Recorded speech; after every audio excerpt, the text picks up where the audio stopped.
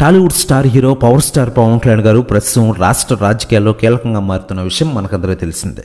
ఇకపోతే Harish Shankar power star Pawan Kalyan గారి కాంబోలో తెరకెక్కుతున్న ఉస్తాద్ భగత్ సింగ్ మూవీ నుంచి భగత్ బ్లేజ్ అంటూ సరికొత్త టీజర్ వదిలారు మేకర్స్. నిజానికి ఈ సినిమా ప్రమోషన్ వీడియోనే అయినా కొందరిలో మాత్రం జనసేన పార్టీ ప్రమోషన్ అనే సందేహాలు కలుగుతున్నాయి.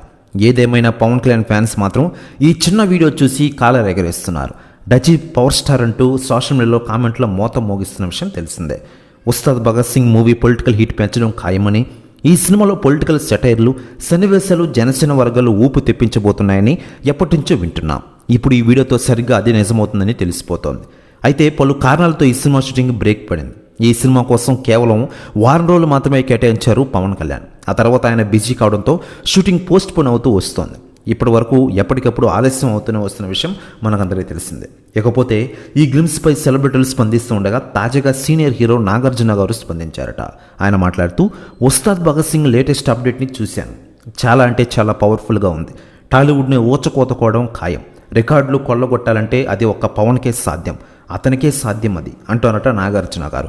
ప్రెస్ న్యూస్ కూడా తెగ వైరల్ అవుతోంది ఇండస్ట్రీలో. కాకపోతే మైత్రి మూవీ మేకర్స్ పతాకంపై వై రవిశంకర్, నవీన్ నిర్ణయని ప్రతిష్టాత్మకంగా ఈ సినిమా నిర్మిస్తున్నారు. ఈ చిత్రం కోసం అత్యుత్తమ సాంకేతిక బృందం పనిచేస్తోంది. ఈ సినిమాలో పవన్ కళ్యాణ్ సరసన శ్రీలీల హీరోయిన్గా నటిస్తోంది. పవన్ కళ్యాణ్ హరీష్ శంకర్ క్రేజీ కాంబోలో రాబోతున్న ఈ సినిమా కావడంతో దీనిపై భారీ అంచనాలు పెట్టుకున్నారు ఫ్యాన్స్.